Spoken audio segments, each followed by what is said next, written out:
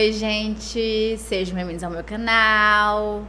Se você é novo por aqui, eu costumo falar sobre casos criminais reais nas quartas. E nas sextas eu costumo falar sobre mitos e lendas enquanto eu me maquio ou outras histórias.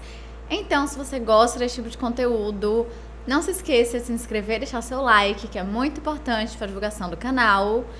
E se você tem uma sugestão de casos criminais, mitos, lendas ou basicamente qualquer tipo de história, é só comentar aqui embaixo que eu anoto tudo e tento trazer o mais rápido possível. E se você caiu nesse vídeo de paraquedas, essa é a segunda parte do caso O Colecionador de Ossos de West Mesa. Então, se você não assistiu a primeira parte, eu vou deixar linkada aqui em cima e também na descrição. Então, assista a primeira parte e depois venha assistir essa aqui, senão você não vai entender nada. Então, chega de blá blá e vamos ficar de hoje.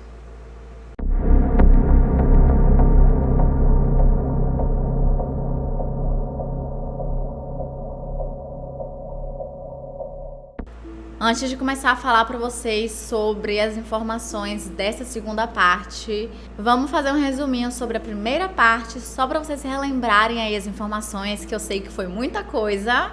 Então vamos lá.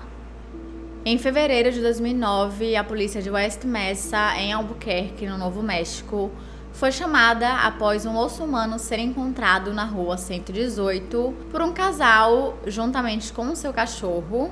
Só que o que os investigadores encontraram foi bem mais assustador, porque eles não encontraram apenas um osso, e sim vários. E durante os próximos 3 meses, a polícia conseguiu encontrar 11 corpos no total, além do resto mortal de um feto. Desses 11 corpos, 9 eram de mulheres adultas e 2 ainda eram adolescentes no momento de suas mortes. E a grande maioria, exceto por uma, estavam envolvidas com drogas e com trabalho sexual, ou acreditava-se que estavam, e que muitas conheciam, algumas mais que as outras. Uma informação que eu não mencionei para vocês na primeira parte é que o médico legista chegou a dizer que ele acreditava que todas as vítimas haviam sido sufocadas até a morte, mas é impossível ter certeza se realmente esse era o caso ou não, visto que todas estavam com um estágio de decomposição altamente avançado, além do fato de que perto de muitos dos restos mortais foram encontrados pedaços de fita isolante. E lembrem-se desse fato, porque essas duas informações que eu acabei de dar para vocês é muito importante para o que eu vou falar a seguir, ao decorrer dessa segunda parte. Entre 2001 e 2006, vários profissionais do sexo de West Mesa desapareceram misteriosamente e ninguém deu a mínima, nem a polícia, nem a mídia, nem a comunidade, exceto por uma detetive chamada Aida Lopez, que foi a fundo nos casos, chegando até a criar uma lista com o nome dessas mulheres. E acontece, meus amigos, que a grande maioria dos ossos encontrados em 2009 pertenciam a essas mulheres que estavam nessa lista. Desde a descoberta daquela enorme cena do crime, os investigadores do Departamento de Polícia de Albuquerque, do Departamento de Polícia do Condado de Bernalillo e do FBI correram atrás do tempo perdido para conseguir identificar esse serial killer desconhecido que havia pelo menos matado 11 mulheres entre 2003 e 2005, possivelmente tendo mais vítimas. E no começo esse caso foi apelidado como os homicídios da rua 118, mas hoje em dia conhecemos ele como o Colecionador de Ossos de West Mesa, ou The West Mesa Bone Collector.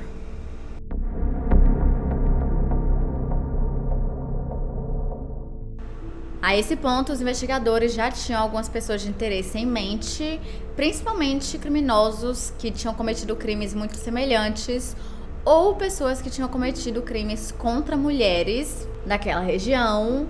Então, eles começaram a ir atrás das histórias desses homens e também onde eles estavam no momento em que essas mulheres desapareceram, para ver se eles realmente poderiam ser considerados suspeitos ou não. Logo nos primeiros dias de investigação, um certo nome começou a aparecer bastante ali nos relatórios da polícia e também já estava na boca dos próprios policiais, eles estavam comentando bastante. E esse homem se chamava Fred Reynolds. Ele havia nascido e crescido em Albuquerque, até que em um certo momento de sua vida ele decidiu se mudar para a Baía da Califórnia, mas depois voltou para sua cidade natal.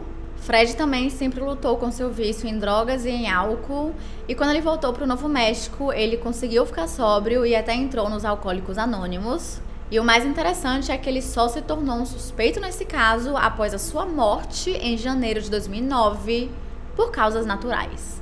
Porém, ele estava um tanto quanto interessado nas vítimas antes que elas fossem descobertas, visto que seus restos mortais só foram encontrados em fevereiro. Acontece que Fred Reynolds estava bem envolvido na indústria do sexo, trabalhando principalmente como cafetão na região de Albuquerque, e até mesmo tinha uma empresa chamada Heavy Mercy Escorts, que era uma empresa para acompanhantes de luxo. Ele também já havia sido preso algumas vezes, sempre relacionados à prostituição, principalmente em 1998 e 2001. E acredita-se que ele tem uma ligação com algumas mulheres que foram assassinadas, como Doreen Marquez, Victoria Chavez e Victoria Reed. Mas não para por aí. Apesar dessa conexão que ele tinha com essas mulheres assassinadas, ele tinha pelo menos foto de uma delas indecente.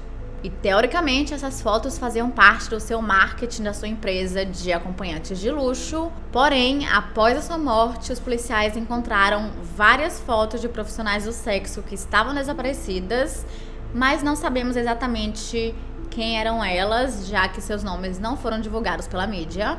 Então, coincidência?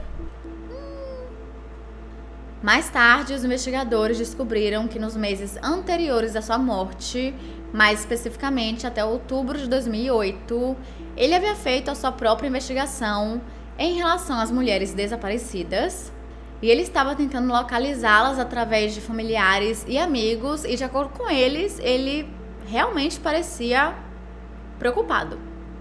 E pessoas próximas a ele, ou que o conheciam de alguma forma, chegaram a dizer que ele tinha uma presença bem grande na vida dessas mulheres, mas não de uma forma ruim, muito pelo contrário, ele se preocupava com elas e ele meio que cuidava delas, e que definitivamente ele não poderia ser o culpado de seus assassinatos.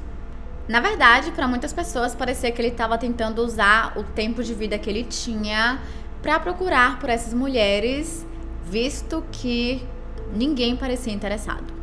E por conta disso, ele foi descartado como suspeito e até hoje não se acredita que ele esteja envolvido de alguma forma. Sim, um plot twist. A polícia então continuou investigando outras áreas do país para procurarem criminosos semelhantes que estavam ativos nos Estados Unidos, mas eles não tiveram sorte, eles não encontraram absolutamente nada. Então eles começaram a prestar mais atenção nos bons e velhos rumores, fofocas. E acontece que muitos desses rumores giravam em torno do desaparecimento de Julie Nieto em agosto de 2004. Nos meses seguintes ao seu desaparecimento, duas mulheres diferentes que se diziam primas de Julie ligaram para a polícia para relatarem o seu desaparecimento, e cada uma deu uma data diferente. Uma delas disse que Julie havia desaparecido em julho, enquanto a outra disse que ela havia desaparecido em agosto. Mas não demorou muito para que a polícia descobrisse que elas não eram parentes de Julie Nieto ou coisa nenhuma, e acabaram sendo consideradas pessoas de interesse, mas rapidamente também foram descartadas e liberadas. E é aqui que as coisas começam a ficar interessantes. Já que os investigadores não estavam conseguindo nada que fosse útil, nenhuma evidência, nenhuma pista, enfim, nada, eles começaram a olhar as imagens de satélite. As imagens daquela região, tiradas no início dos anos 2000, mostrava a área normal, sem nada, abandonada. Aquela coisa, algumas áreas em construção, tudo meio que abandonado. Em janeiro de 2004, depois de pelo menos uma das vítimas de West Mesa ter desaparecido, que no caso era a Mônica Candelaria, havia marcas de pneus em uma estrada próxima à área. E essas marcas formavam um pequeno caminho para o local exato onde os corpos haviam sido enterrados, que era um pouco longe de qualquer estrada principal. As próximas imagens foram tiradas em março de 2004 e elas mostravam essas marcas de pneu ainda mais fortes, indicando que o assassino teria retornado ao local pelo mesmo caminho várias vezes para enterrar as suas vítimas. E as imagens continuaram sendo analisadas por vários anos, e em 2006 aquela região foi comprada por um homem chamado KB Holmes, que queria transformar aquela área em um condomínio. Então, consequentemente, o assassino parou de ir para aquele local exato, já que agora ele com certeza estaria muito mais exposto. E acredita-se que ele tenha apenas mudado de local, encontrado um outro ponto de desova e não simplesmente parado de matar. Acontece que aquele caminho levava até um trailer, que não ficava muito longe dali, mais especificamente a cerca de 3 quilômetros. E sim, tinha um homem que morava ali, naquele trailer, durante todo esse tempo, que até hoje continua sendo um dos principais suspeitos desse caso. Então, vamos falar sobre ele. Lorenzo Montoya nasceu no dia 29 de maio de 1967 e morava em West Mesa, onde ele conseguiu um trabalho em uma gráfica local e passou a morar sozinho no trailer. Ele foi preso várias vezes por crimes relacionados à prostituição ou violência contra mulheres. Em 1986, ele foi preso por uma agressão grave, mas depois as acusações foram retiradas pelas vítimas. Em 1994, novamente ele foi preso pelo mesmo motivo e chegou a se declarar culpado, mas nunca chegou a cumprir nenhuma sentença, porque ela sempre era adiada por algum motivo. Em 1998, ele foi até a zona de guerra, que, se vocês não lembram, era exatamente a região que as profissionais do sexo que haviam sido assassinadas costumavam trabalhar. E quando ele foi lá, ele foi procurar por uma trabalhadora do sexo, mas na verdade ele encontrou uma detetive disfarçada. No ano seguinte, ele foi flagrado pela polícia quando ele pegou um profissional do sexo na zona de guerra e levou ela para um beco, onde a abusou sexualmente e começou a estrangulá-la. E mais tarde, essa mulher disse que enquanto ele a estrangulava, ele parecia sentir prazer enquanto fazia isso. Pois é. E detalhe, lembram que eu falei pra vocês que acredita-se que todas as vítimas de West Mesa foram estranguladas até a morte? Então, depois disso, obviamente, ele foi preso e foi descoberto que ele só tinha $2 na carteira, ou seja, em momento nenhum ele pretendia pagar pelos serviços e que provavelmente ele já tinha planejado o que ele queria fazer antes mesmo de encontrar a mulher. O que torna tudo isso ainda mais assustador. Mais tarde, ele foi acusado de diversos crimes, como, por exemplo, sequestro e penetração criminal, só que as acusações foram retiradas pela vítima porque ela não queria ter em seu registro qualquer coisa criminal. Acredito eu que por conta do trabalho dela, então isso poderia ser ruim para ela no futuro, não sei exatamente. E uma de suas ex-namoradas alegou que ele lhe batia com bastante frequência e também que havia feito coisas nojentas com ela, mas não sabemos exatamente que coisas eram essas porque ela não chegou a falar. Mas ele também chegou a lhe ameaçar de morte, dizendo que queria matá-la e enterrá-la no cal. E caso vocês não saibam, cal é utilizado bastante em construções. E coincidentemente, ou não, aquela região de West Mesa, naquela época, estava repleta de casas abandonadas que estavam em construção. Eu nem preciso falar, né? Que isso é muito suspeito. Tipo, em um nível extremo de suspeito. E os policiais também acharam isso, porque essa informação chamou bastante a atenção deles. Em 2003, Lorenzo foi preso mais uma vez por aliciamento de uma profissional do sexo e a polícia chegou a observá-lo enquanto ele pegava a mulher e depois lhe pagava apenas $15.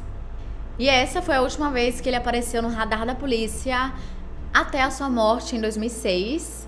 E sim, eu vou contar pra vocês como ele morreu e qual foi o motivo da sua morte. Acontece que em dezembro de 2006, Lorenzo Montoya, que estava com 39 anos de idade, começou a conversar online com uma mulher chamada Sherry Cahill, que era uma profissional do sexo que trabalhava em Albuquerque e sempre marcava seus encontros online. Então eles marcaram um encontro na madrugada do dia 17 de dezembro no trailer de Lorenzo. Mas antes de se encontrar com ele, Sherry conversou com seu cafetão, que também era o seu namorado, chamado Frederick Williams, dizendo pra ele que queria se encontrar com esse cara, que tinha conhecido online, etc, etc, etc. E foi ele quem a levou até o local e esperou até que ela entrasse pra ver se estava tudo bem, tudo beleza. E então foi embora pra poder esperar ela e na hora de buscá-la ele voltaria. Só que depois de uma hora ele não teve notícia nenhuma de sua namorada, o que definitivamente não era algo comum, sendo que ela nunca demorava tanto tempo assim. E por conta disso ele decidiu ir até o trailer. E algumas informações sobre o que aconteceu a seguir variam um pouco, mas basicamente quando Frederick chegou lá, ele descobriu que Sherry estava morta. Mais especificamente, ele encontrou o Lorenzo carregando o corpo dela até o porta-malas do seu carro.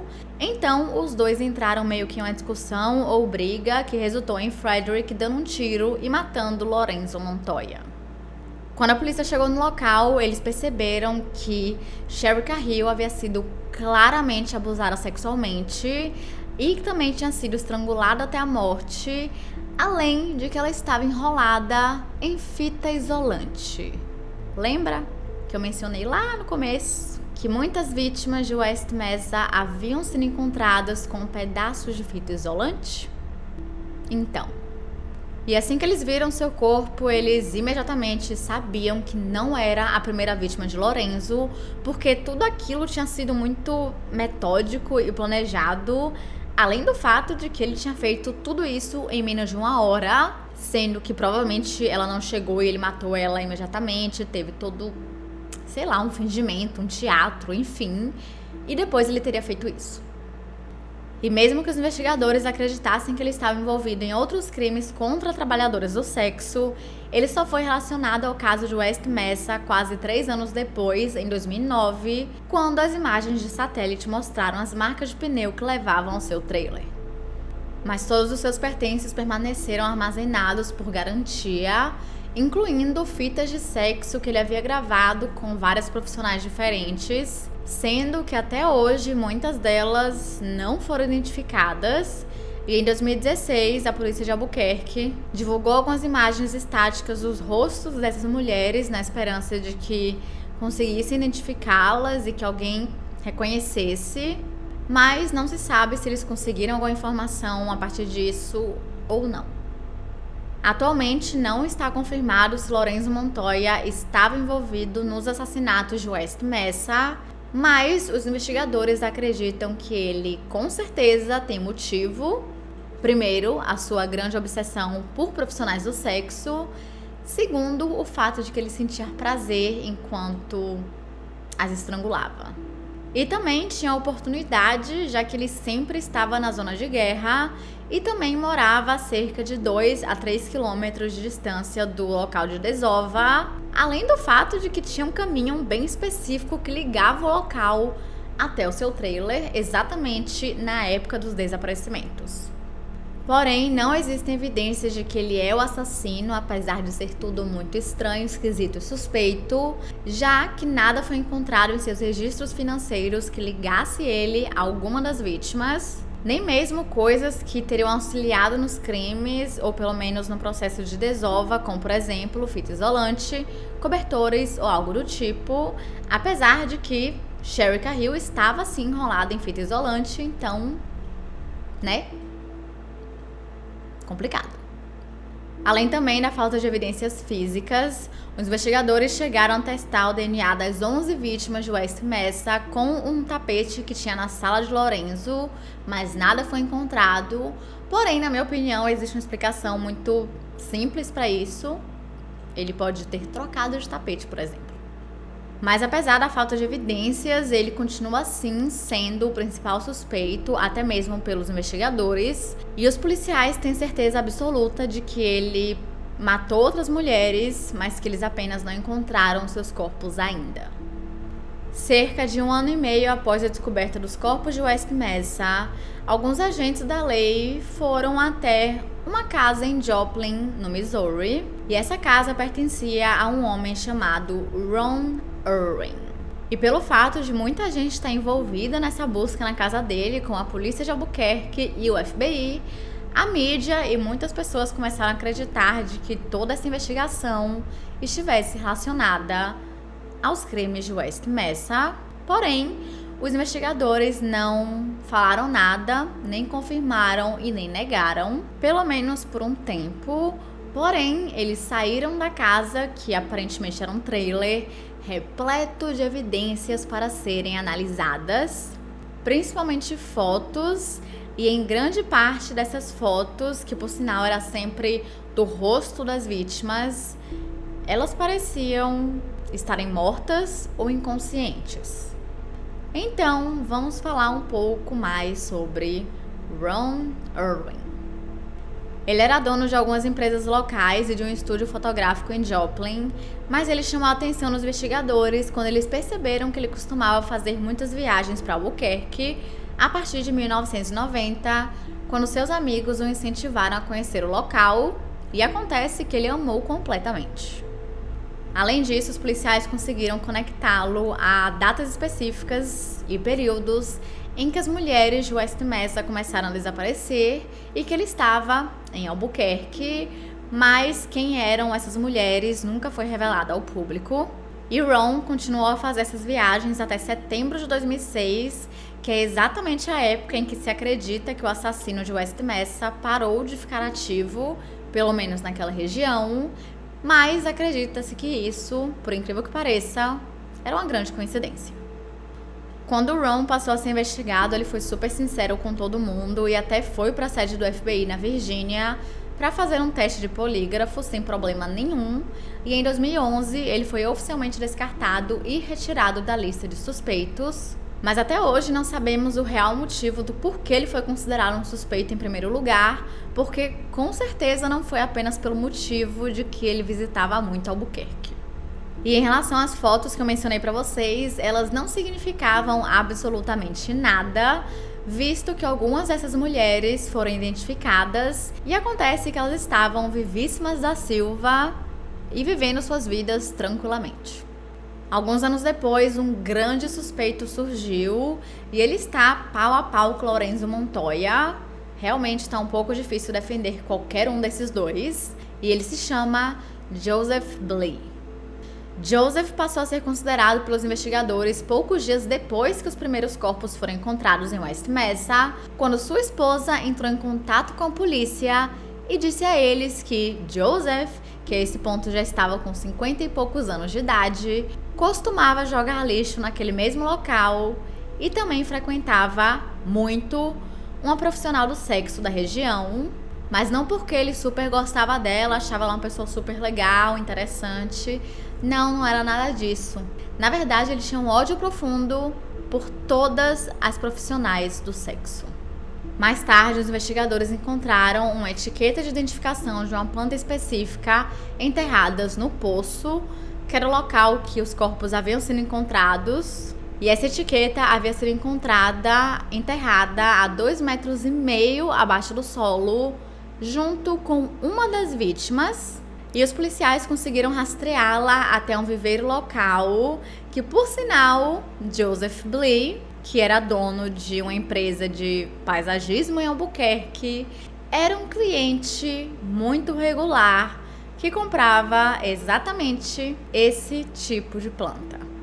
Ele também tinha uma longa história com a lei. De acordo com algumas fontes, ele teve mais de 100 desentendimentos com a polícia ao longo de sua vida, desde a década de 70, quando ele ainda era adolescente. No final dos anos 70 e início dos anos 80, ele foi preso por várias acusações de roubo e ele gostava muito de invadir casas e apartamentos de mulheres para pegar suas roupas íntimas. Mais tarde, ele se declarou culpado por esses crimes e foi condenado à liberdade condicional, sob a condição de que passasse por avaliações de saúde mental, mas sinceramente eu não sei se ele chegou a fazê-las. Poucos anos depois, ele foi preso por se expor em público e Joseph ficou na prisão por alguns anos, mas eventualmente acabou sendo solto. E no início dos anos 2000, adivinha o que ele decidiu fazer? Ele decidiu se expor novamente. E dessa vez, uma mulher que estava passando de carro, que viu aquilo, o relatou para a polícia. E quando eles chegaram no local, eles encontraram fita isolante perto dele. Suspeito. Mas não só isso, 2 de suas ex-mulheres disseram que ele era bem violento com elas e existem registros criminais que comprovam isso. Em 1997, ele foi acusado de agressão e em 2008 foi acusado de agressão agravada e de infligir grande dano corporal a um membro de sua própria família com uma arma mortal. Suas ex-esposas também disseram que ele costumava sair sempre de noite, em horários muito esquisitos, e ele dizia que estava indo trabalhar, o que obviamente era mentira, porque era de madrugada, e provavelmente ele estava indo observar os profissionais do sexo na zona de guerra, ou coisa pior. Nos dias seguintes da descoberta dos ossos em West Mesa, os policiais começaram a rastreá-lo e descobriram que realmente ele costumava ir muito na zona de guerra e que ficava lá observando as profissionais do sexo e não chegava, conversava com elas ou algo do tipo, ele só ficava observando por horas. Credo. Os investigadores até conversaram com algumas dessas mulheres e elas não tinham nada de bom para falar sobre Joseph. Uma delas disse que chegou a ir até a casa dele e lá ele tentou amarrá-la, mas não teve sucesso e felizmente ela saiu sem nenhum machucado. E então, obviamente, começou a falar para as outras profissionais daquela região para tomarem muito cuidado com ele e até mesmo evitá-lo. E depois de sua prisão em 2008, ele foi forçado a dar algumas amostras do seu DNA que acabaram voltando com uma correspondência positiva para um crime e pelo menos várias correspondências em potencial para vários outros. E lembram que eu falei para vocês que ele costumava invadir casa de mulheres para poder pegar as roupas íntimas? Então não era só isso que ele fazia, não. Ele chegou a abusar sexualmente de várias jovens, fazendo isso, invadindo suas casas e fazendo o que quisesse com elas. E isso apavorou completamente os moradores da comunidade, porque eles não sabiam quem era essa pessoa. E essa pessoa estava aí, livre, leve e solta.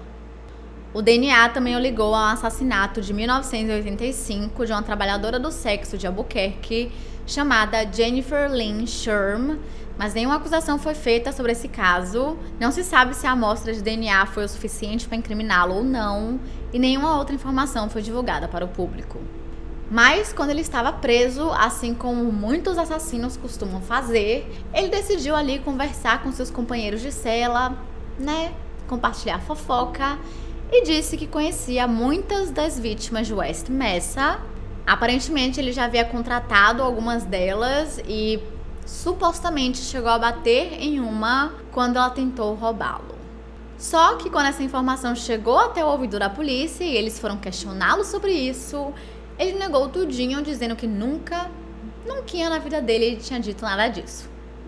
E assim como Lorenzo Montoya, ele continua sendo um forte suspeito no caso, já que tem todo esse histórico violento e ódio pelas mulheres que exercem essa profissão, além de morar na região e ter o costume de ir no local onde os corpos foram enterrados. Muitos acreditam também que ele sempre pegava lembranças de suas vítimas, lembrando que nenhuma das mulheres de West Mesa foram encontradas com seus pertences pessoais ou até mesmo suas roupas. E é bem provável que ele não tenha sido acusado apenas pelo fato de que não existe evidência física contra ele, mas ele vai continuar na prisão pelo resto da sua vida, com certeza. Além dessas 11 vítimas conhecidas, acredita-se que existam muitas outras, porque nesse mesmo período, ou até mesmo depois, pouco tempo depois, muitas mulheres, sempre profissionais do sexo, desapareceram misteriosamente. Pelo menos uma dessas possíveis vítimas desapareceu 2 anos antes e mais 2 em 2006, ou seja, 1 ano após o suposto fim dos crimes de West Mesa, e elas seriam Darlene Trujillo, que estava com 20 anos no momento do seu desaparecimento. No dia 5 de julho de 2001, ela partiu para o Arizona juntamente com um homem conhecido como Jorge, mas ela tinha feito planos para voltar para casa apenas 2 dias depois, só que ela nunca mais apareceu. E existem rumores de que ela foi vista no México ou no Arizona, mas isso nunca foi confirmado. Ana Vídeo desapareceu de forma bem misteriosa entre o dia 20 e 21 de janeiro de 2005 e foi relatada como desaparecida uma semana depois, deixando para trás um filho pequeno. Outra vítima seria uma mulher chamada Felipa Gonzalez, também conhecida como Vicky, que tinha 22 anos de idade e desapareceu em abril de 2005. Na época, ela tinha acabado de ser libertada da prisão e ela tinha um histórico com depressão que muitos acreditam que tenha sido o motivo pelo qual ela acabou se envolvendo com as drogas. Nina Herron, que tinha o apelido de Jasmine, tinha apenas 21 anos de idade quando desapareceu no dia 14 de maio de 2005. E ela foi vista pela última vez em sua própria casa, que ficava muito perto da zona de guerra, por volta das 5 horas da tarde. E sua mãe chegou até a contratar um detetive particular para ver se conseguia encontrá-la, mas infelizmente ele não encontrou nada. Outra vítima seria Chantel Waits, que tinha 29 anos de idade e foi relatada como desaparecida no dia 15 de março de 2006. Mas ninguém percebeu quando ela desapareceu. Acredito que ela não tinha muito contato com os familiares e com seus amigos. E ela tinha pelo menos um filho, mas além disso eu não encontrei mais nenhuma informação sobre quem ela era. Leah Peebles havia entrado no mundo das drogas após ser abusada sexualmente por um menino que ela considerava ser o seu amigo do colégio. E mais tarde ela se mudou para Albuquerque para ver se conseguia ter um novo recomeço, mas infelizmente pouco tempo depois acabou se envolvendo no mundo das drogas e no trabalho sexual. E ela foi vista pela última vez no dia 22 de maio de 2006, quando ela saiu de casa para se encontrar com um homem misterioso. E por último, Vanessa Reed, que estava com 24 anos de idade. No dia 13 de junho de 2006, ela estava hospedada em um motel de Albuquerque, que era conhecido por ser um ponto para os profissionais do sexo. E após ter tido uma briga com sua irmã, ela decidiu sair do local para espairecer a mente, meio que pensar sobre tudo aquilo. Só que infelizmente ela nunca mais foi vista. Todas essas mulheres foram incluídas na lista da detetive Aida Lopez, e os investigadores acreditam que elas tenham se tornado vítimas do mesmo assassino das mulheres de West Mesa, que eu mencionei todas em detalhes na primeira parte desse caso, só que por algum motivo elas acabaram sendo enterradas em outro lugar.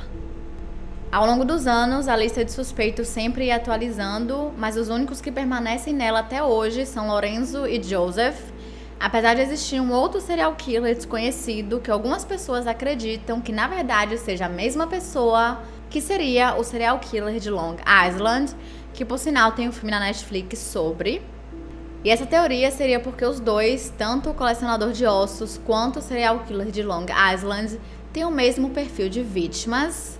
E essa teoria basicamente diz que o culpado teria apenas mudado de região, já que os assassinatos de Long Island começaram em 2007 e terminaram em 2010.